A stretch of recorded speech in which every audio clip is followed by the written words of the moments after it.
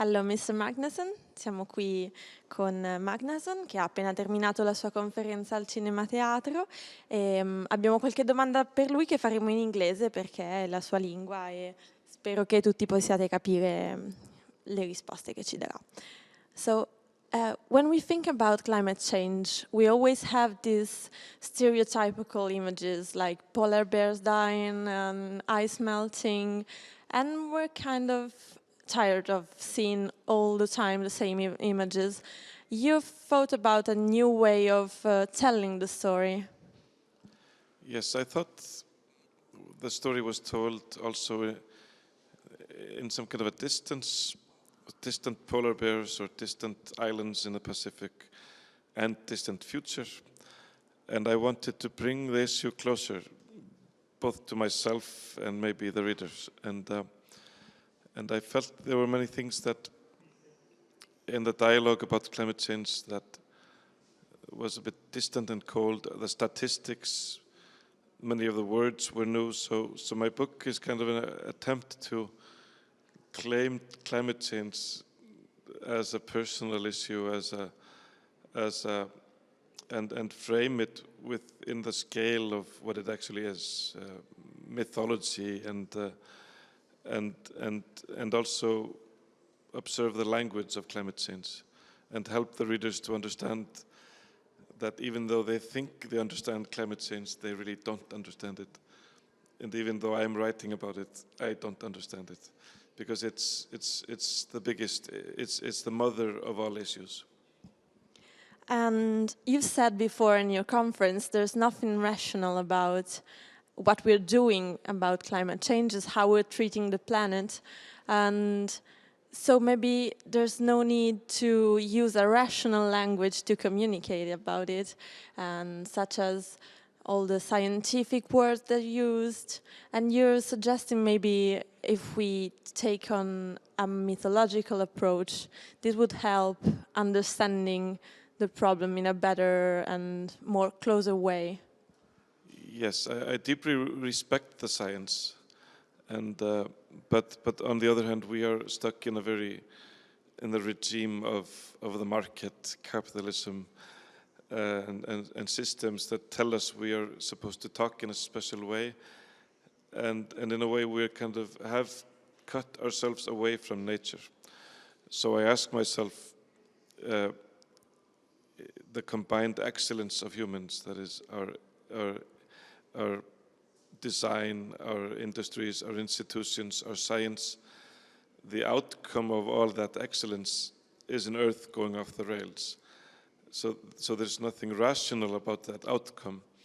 And if half the Earth had been protected because it was holy, because we believed something in some higher images, or we believed there was something sacred in the trees or in the forests or in the rivers, if half the Earth had been holy, we would not be seeing this problem.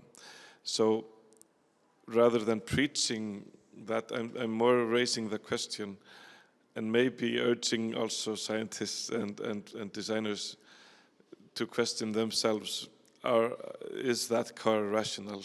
Is this city design rational? Is our way of living rational? So the glaciers are something like a family history for you. It's something that your family has been doing for generations, studying the glaciers, being around them.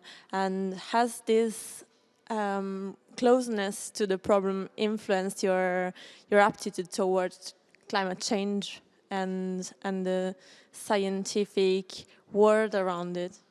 Yes, so glaciers are very close to my family history because of my grandparents' involvement in establishing the Glacial Research Society.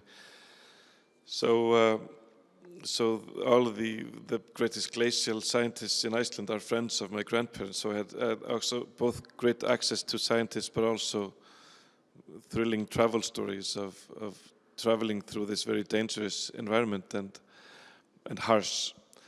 But that both gives it a context of personal history, but also science, but also perspective of time. Because when they were traveling the glaciers in the 60s, the glaciers seemed eternal, that they would be here for the next 2,000 years, or forever. But now many of the glaciers will vanish within the time somebody is born today, becoming as old as my grandmother is now.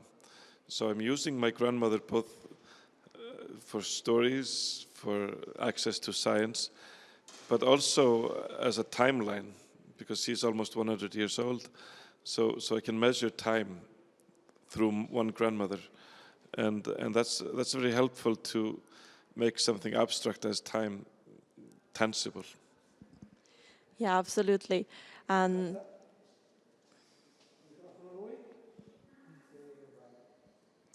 absolutely. I just have one last question for you. After all this talk about climate changes, the horrible things we're doing to Mother Earth these days, are you deep inside an optimistic person still, or have you got some nihilism growing up inside you?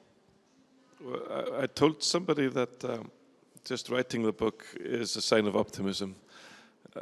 Just struggling to spend 10 or 5 or more years to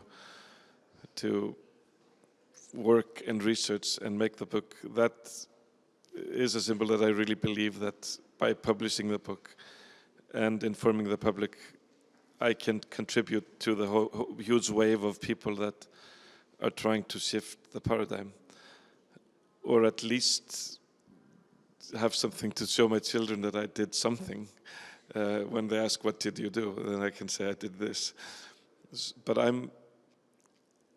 everything that we do really matters. So even though we don't get all the goals that we want or everything that we wish for, all effort really matters. So because water, climate, tipping points, all these things, every single step matters. So it's not like we have to reach all the goals, but what we can do matters.